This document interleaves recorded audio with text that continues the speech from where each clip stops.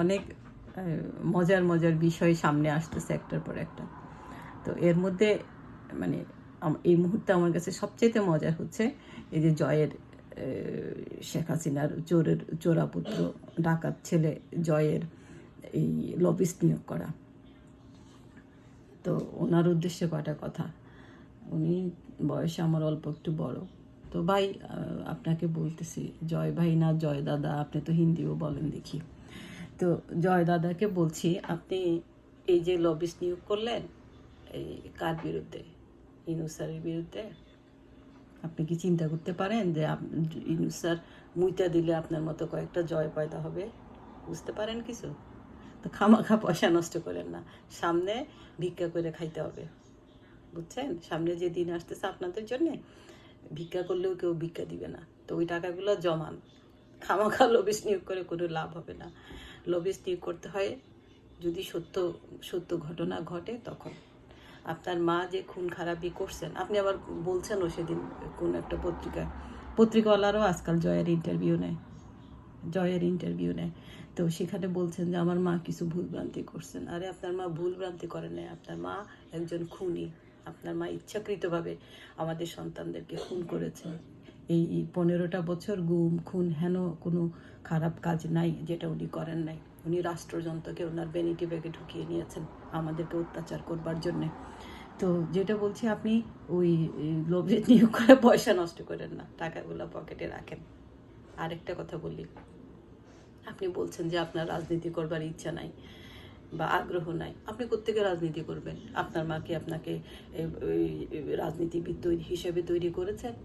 আপনার মা কি ভেবেছেন যে আমি না থাকলে, আমি মরে গেলে কে হবে আমার পরবর্তী প্রজন্ম? আওয়ামী লীগের জান্ডা কার হাতে যাবে?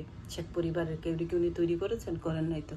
উনি আপনাকে একটা চোর বানাইছেন, রাজনীতিবিদ বানান নাই। রাজনীতিবিদ কে হয়েছে আপনার সাথে পাশাপাশি? ওই দেখেন কে রাজনীতিবিদ হয়েছে, দেখতে পাচ্ছেন তো? ওভাবে রাজনীতিবিদ তৈরি করতে হয়। মা মরে যেয়ে দেশে থেকে ছেলেকে রাজনীতিবিদ তৈরি করেছেন। উনি হবেন বাংলাদেশে সফল রাষ্ট্রনায়ক আগামীতে।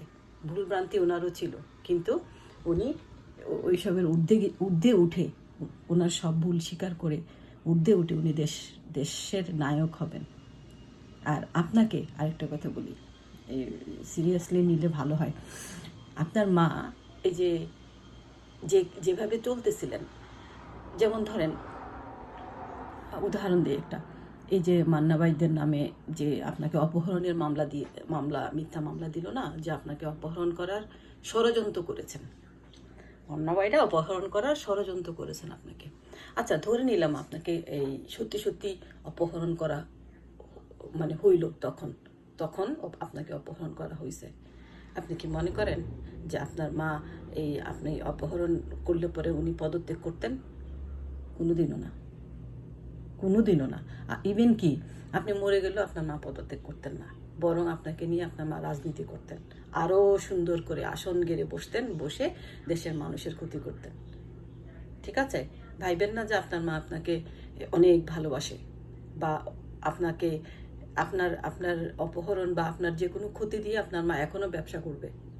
সুযোগ পেলে এখনও উনি বিজনেস করবে। কি বিজনেস? রাজনৈতিক বিজনেস। আপনার এই বিভিন্ন জনের নামে মামলা দেওয়া, এই করা সেই করা, এগুলো উনি চালিয়ে যাবেন। তো আপনি লবিস্ট নিয়োগ করে খামাখা পয়সা নষ্ট করেন না। আপনার মায়ের পক্ষে আবারও বলি, ভালো কিছু প্রচার করবার মতো কিচ্ছু নাই। উনি কিছুই রেখে যান নাই। খারাপ এর বাইরে উনি কিছু রেখে যান নাই। তো শুধু লবিস্টের পিছনে পয়সা খরচ করেন না, লবিস্টের পয়সাগুলো সেভ করেন। আগামীতে ভিক্ষা করতে হবে, বুঝছেন? এই যে পাচার করছেন টাকা পয়সা, এগুলো তো দেশের মানুষ আনবার চেষ্টা করবে, ইউনূস স্যার আনবার চেষ্টা করবেন, যতটুকু পারেন আনবেন। তো লবিস্ট নিয়োগ করে এসব নাটক করার দরকার নাই।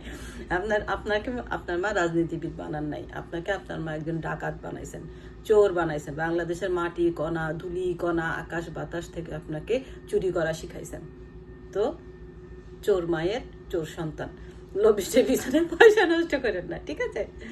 এটা আমার পরামর্শ আর কি।